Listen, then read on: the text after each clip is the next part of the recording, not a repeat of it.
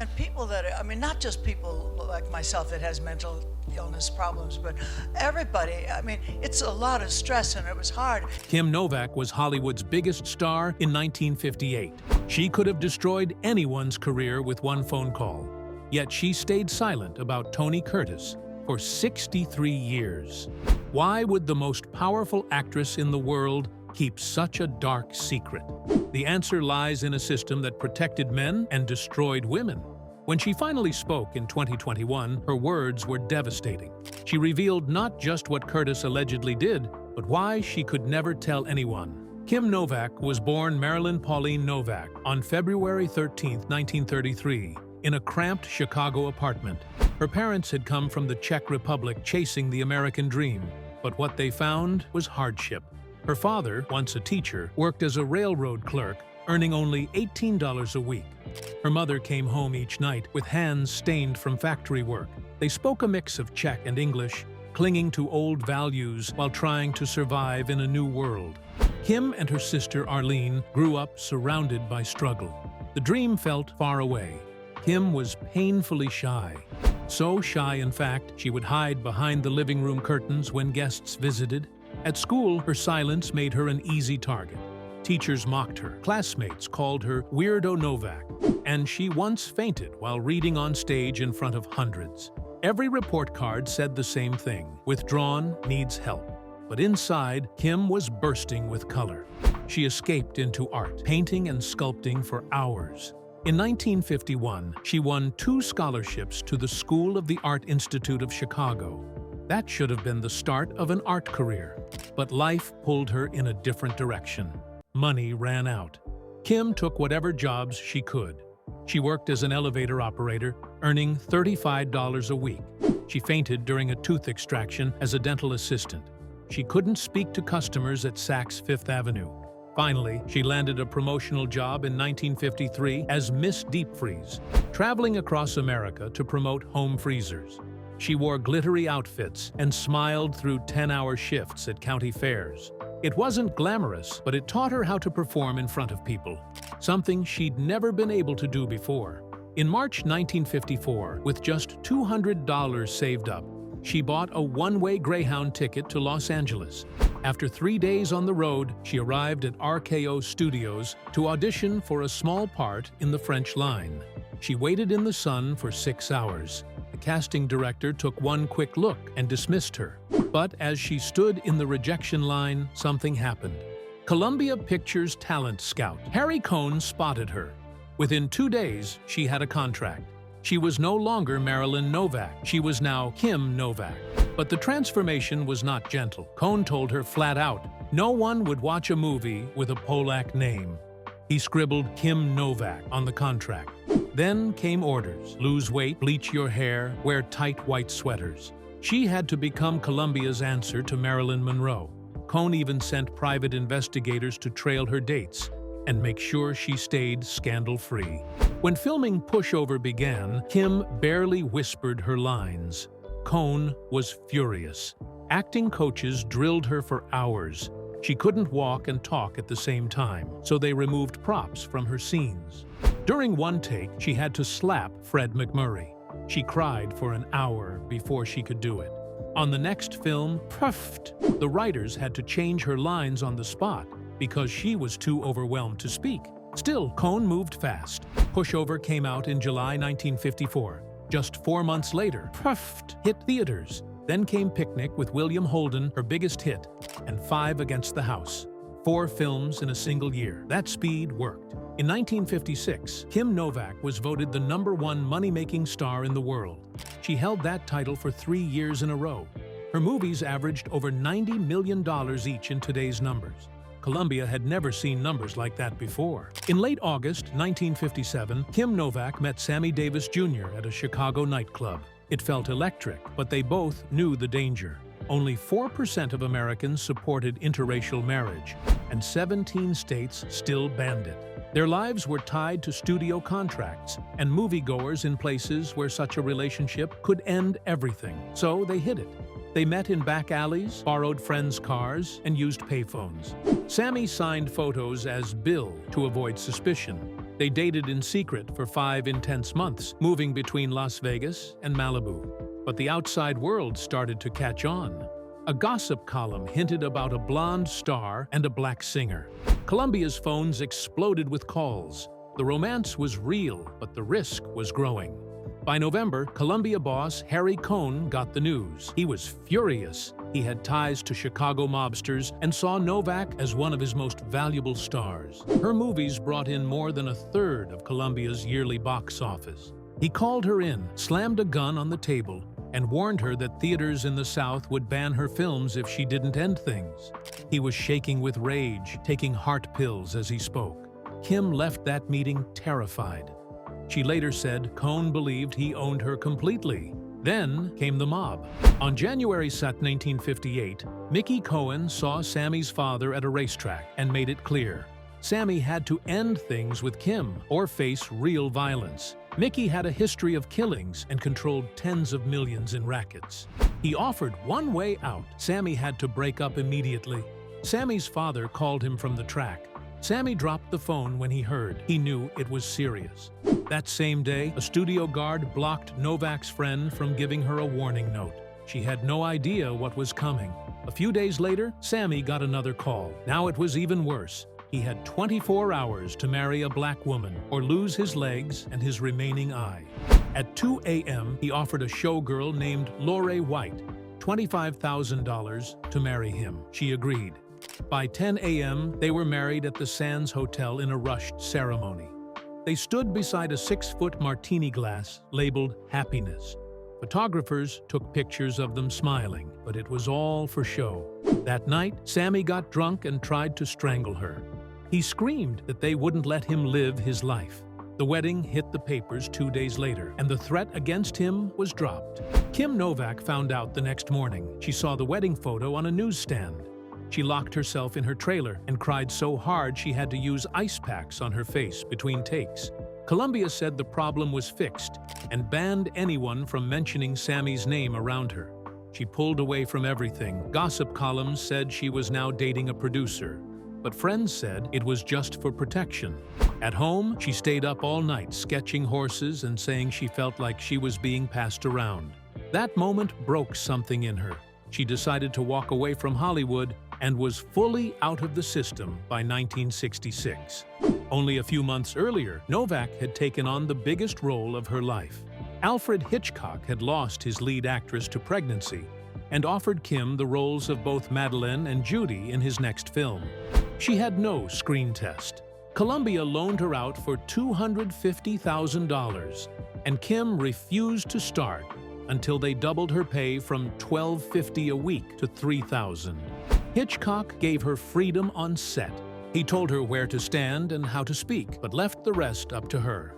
She hated the gray suit her character had to wear, but she wore it anyway, calling it a prison uniform.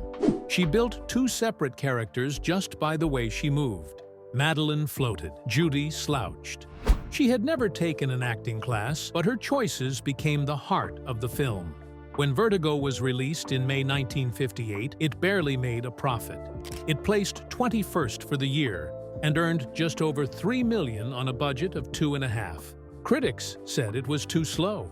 Hitchcock blamed the film's performance on Jimmy Stewart being too old. It took years for people to see what made the movie special. In 1983, it was re-released. By 2012, it had climbed to the top of the British Film Institute's list of greatest films, beating Citizen Kane. It stayed near the top in the 2022 rankings. What once seemed like a slow mystery had become one of cinema's most studied masterpieces. Novak's acting didn't come from textbooks or drama schools. She didn't use any formal technique. She said she acted from the gut. She had grown up drawing, and that taught her to see shapes and emotion in small details. Hitchcock, known for controlling every move of his actresses, let her try different readings. He cared about the look, the gray suit, the hairstyle, but trusted her instincts. Critics once called her too cold. Today, they point to her pauses, her hesitations, and the way her eyes shift before speaking. Those things gave Judy and Madeline their haunting depth. But behind her cool image was a woman who had been hurt deeply. As a teen in Chicago, she had been raped in a car by strangers.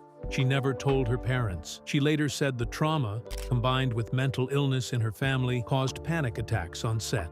She felt judged by the camera itself.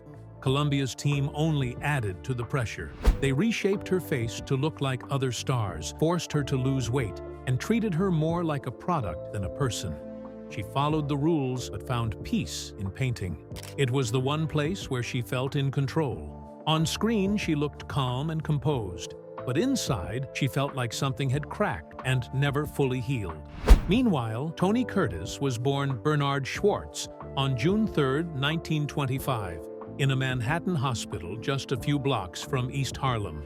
His parents were Hungarian Jewish immigrants trying to make a living in the Bronx. Money was so tight they often went without meals. He spoke only Hungarian until he was 6, which made him an easy target for school bullies. In 1933, when he was 8, the Great Depression forced his parents to place him and his younger brother Julius in an orphanage. He later called it the loneliest time of his life. 4 years later, tragedy struck again. Julius was hit and killed by a truck. Bernard was only 12. Heartbroken and angry, he started drifting toward petty gangs. But a kind neighbor stepped in, paid for him to attend a Boy Scout camp, and showed him that the world could be bigger than the Bronx. When he turned 17 in 1942, he joined the U.S. Navy. He signed up as a signalman 3rd class, inspired by the submarine movies of Cary Grant. He worked on the USS Proteus, a submarine tender stationed in the Pacific. There, he flashed orders using signal flags and lamps as the ship repaired submarines in places like Midway and Guam. On September 2, 1945, he stood on the signal bridge in Tokyo Bay and watched from a mile away as Japan officially surrendered aboard the USS Missouri. After the war, the GI Bill paid for his acting lessons. That's when Bernard Schwartz began to disappear, and someone new took his place. The government paid $65 a month for him to study at the New School's dramatic workshop. There, he trained under Erwin Piscator, alongside Walter Matthau, Elaine Stritch, and Harry Belafonte. He worked small walk-on roles for $20 a week and acted under his real name in plays like Thunder Rock and Golden Boy. In 1948, talent agent Joyce Selznick saw him on stage and sent his screen test to Universal Pictures. Executives said his name was too ethnic. They tried James Curtis, then Anthony Curtis, before settling on Tony Curtis. He adopted the name right before boarding a train to Hollywood. In 1951, Universal gave him top billing in The Prince Who Was a Thief. He played a Tangier pickpocket who discovers he's actually royalty. The trailer focused on his shirtless sword fights, selling him as a new Errol Flynn. Life magazine joked that he said, "Yondu lies de castle of de caliph, my fader," a line that never actually appeared in the film but followed him for years. Still, the movie was a hit and made him a star almost overnight. He was 26. That same year, on June 4th, he eloped with MGM star Janet Leigh in Connecticut. Jerry Lewis was their only witness.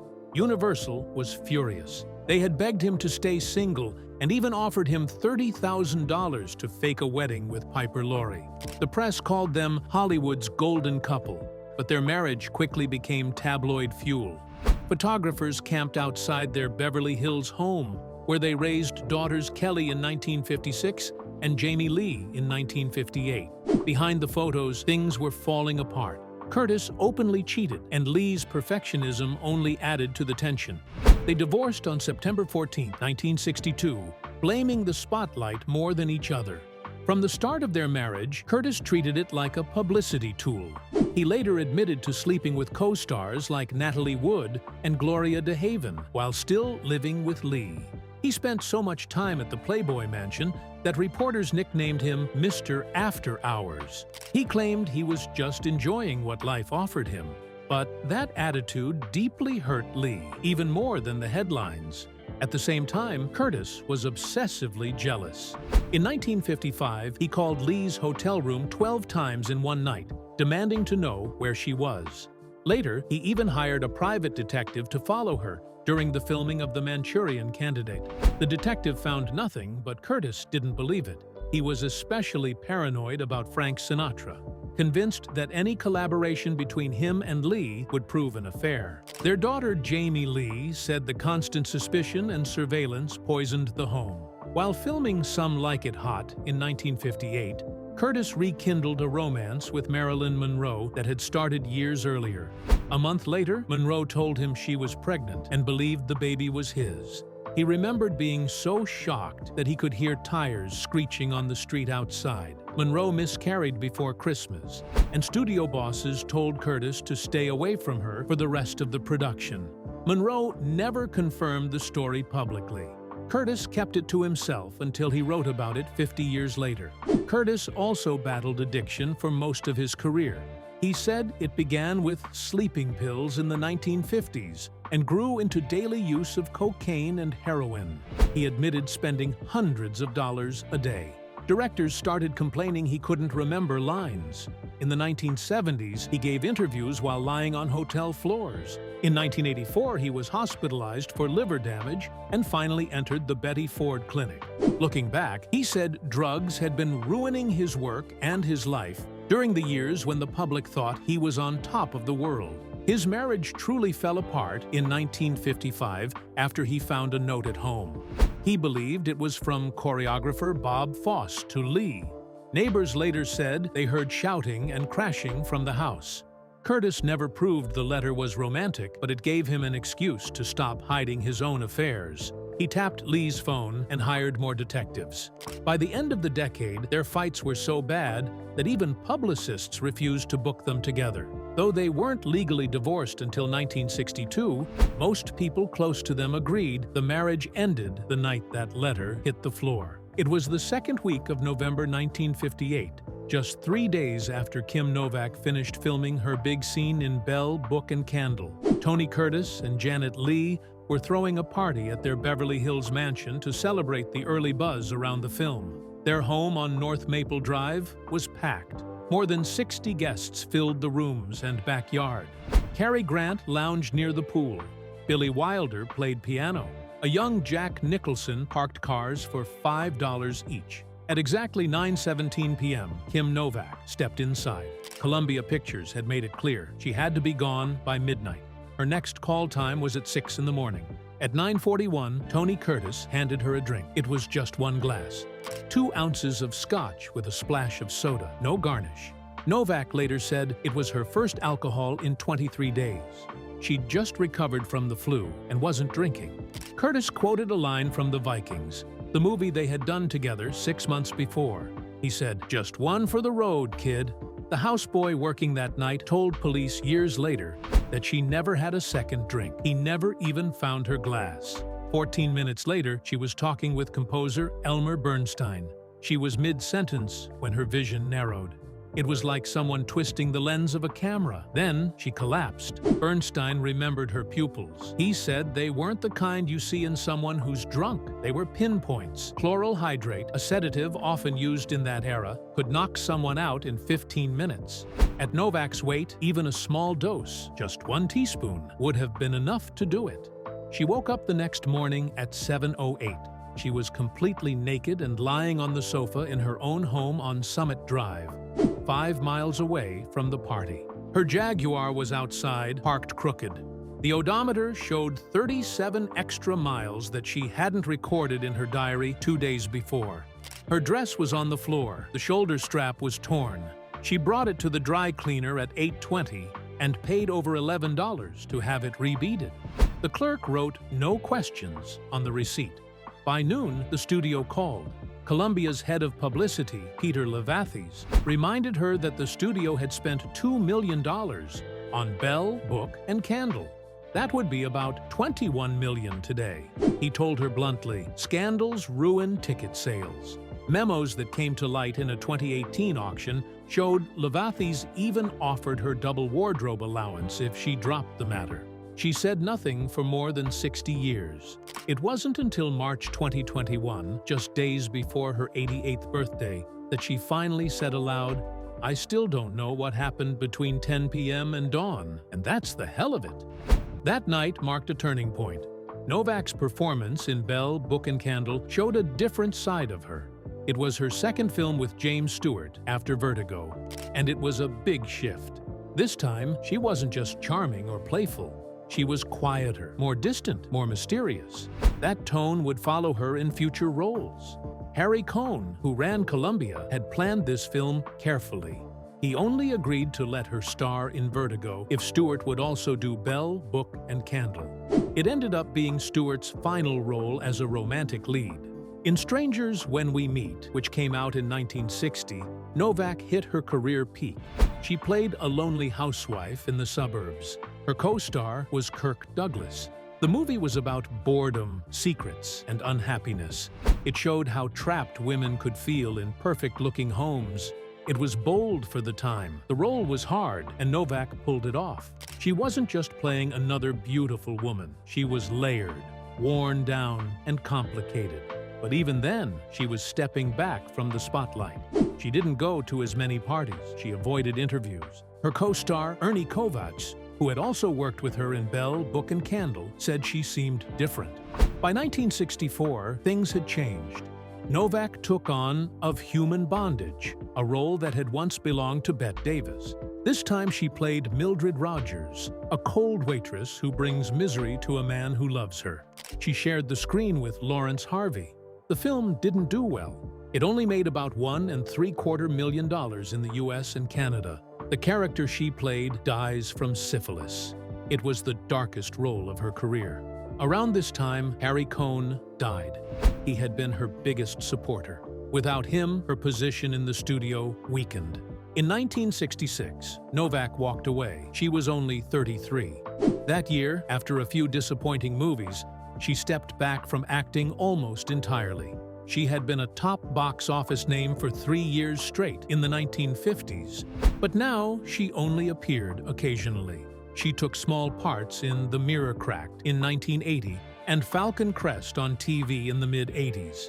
People in the industry thought she was difficult, but Novak said it was the only way she could survive. She needed space. She needed peace. She chose to live on her own terms. Her final movie, Liebestraum, came out in 1991. It ended badly. Director Mike Figgis cast her as a dying writer. She was excited at first. Then she found out the director gave the younger version of her role to another actress. He had told her she would play the full role. When Novak complained, Figgis threatened to cut her scenes, and then he did. She said he treated her like he thought Hitchcock had done. He tried to control her. He tried to scare her. It reminded her of everything she had gone through at Columbia. The movie barely played in theaters. Novak was 58. She never acted again. Tony Curtis's fall wasn't just about losing fame, it was about losing himself. In 1974, while filming Lepke, he got hooked on cocaine. At first, it was just a bad habit, but it grew darker. He added heroin to the mix. His behavior changed. He became paranoid, angry, and jealous. He later said he had reached the lowest point of his life. By 1984, his body was breaking down. He was rushed to the hospital with cirrhosis. Years of drinking and drug use had caught up with him. He nearly died. That moment pushed him to check into the Betty Ford Clinic, where he finally faced his addiction. But the damage was already done. The money he made over decades was gone. Marriages, drugs, and medical bills left him with little. At one point, he lived at the Playboy Mansion and claimed he had slept with over 1,000 women. But in the end, he was struggling to make ends meet. Curtis died on September 29, 2010. It was 9:25 p.m. when he passed away at his home in Henderson, Nevada. He was 85. His lungs had been failing him for years. He had smoked heavily for decades, which led to chronic obstructive pulmonary disease. Just 2 months earlier, in July, he was rushed to the hospital after an asthma attack at a book signing. Back in 1994, he had suffered a heart attack and needed bypass surgery. Even though he had quit smoking 30 years earlier, the damage to his body never stopped. 11 years after his death, a shocking accusation came to light. In March 2021, Kim Novak went on the Awards Chatter podcast. She was 89 at the time. For the first time ever, she spoke publicly about something that had haunted her since 1958. She said that Tony Curtis had given her a drink at a Hollywood party. She only had one drink that night, but then everything went black. When she woke up, she was dazed and confused. She wasn't wearing any clothes. Novak said she had never blacked out before and believed that Curtis had spiked her drink. Her words were clear and heartbreaking. "I think Tony Curtis did it."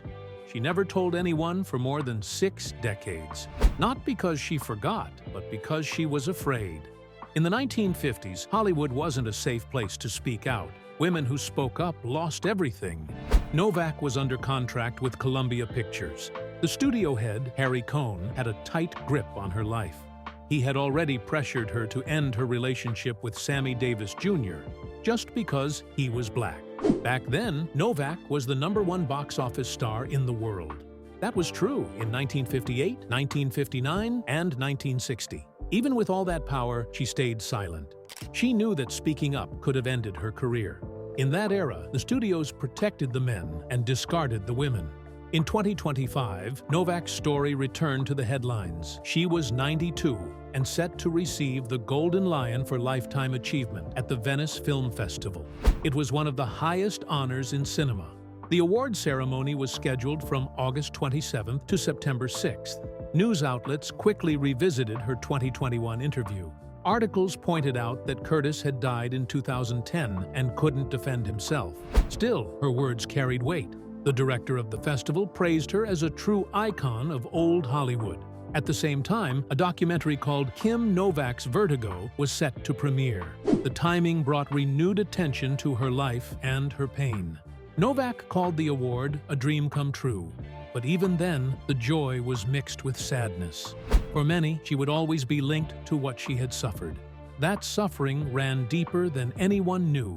Novak also revealed something from her early life that explained everything. When she was a teenager, she was gang raped in the back seat of a stranger's car by multiple boys. She never told her parents. She never went to the police. It stayed hidden. In a 2012 interview, she spoke about how that trauma affected her. She believed she had inherited mental illness from her father, but the rape made things worse. So when the incident with Curtis happened in 1958, it triggered those old wounds. She said she had never reported her first rape, so she felt she had to report this one, even if it was decades later. Her silence had always come with a cost, but her voice, when it finally broke through, changed how people saw her. Not just as a movie star, but as a survivor of a lifetime of pain.